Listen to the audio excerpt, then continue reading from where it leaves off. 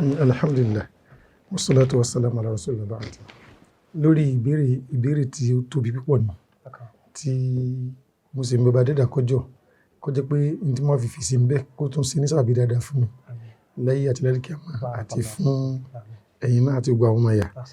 Àkọ́kọ́ náà wọn ò bí mi ń lé mà ní gbogbo ẹbí mi àti ìdílé bàbá kò sẹ́ni tó mọ Kùránì. Bàbá tó bí mi wọn ò mọ súrà 5 lórí nínú Kùránì. Àwọn ni mu'adhdhin mọ́sálásí wa o.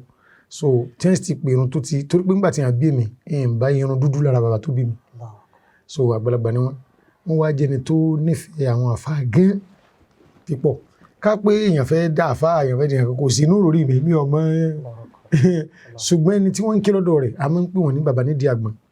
Bàbá yẹn bàbá ní Mọ̀tálà lọ́kọ̀ wọn kí o. So níjọ́ tí bàbá Ìmáàmù Ìbàdàn tí wọ́n dàgbà jù tí wọ́n lọ sí Mẹ́kà bàbá yẹn ni wọ́n kó khutba Ìbàdàn lé lọ. So bàbá mi lọ máa ń kí lọ́dọ̀ wọn títí tí bàbá mi fi dàgbà tí wọ́n fi papòdà wọn máa lè fún bàtàṣà dírí yí ara.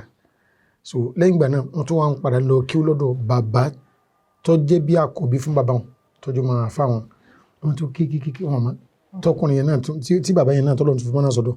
So ọ wá di ọmọ kẹta wọ́n tún lọ kí lọ́dọ̀ àwọn náà nígbà wọn wá mọ̀ wọn ni ojú wa máa ń tí wọn nígbà tí wọ́n ti dàgbà táwọn èèyàn máa ń fi ẹ̀ sí ẹ̀yẹ wọ́n wà tán láńtàsí àbí agbádá tí wọ́n lọ kí ó lálẹ́ wọn sáàmà wọ́n kà dìjọ́ kan wọ́n kàn rò náà ni pé bàbá sì mú ilé lọ Ọlọ́run sì lè pé kó yé o.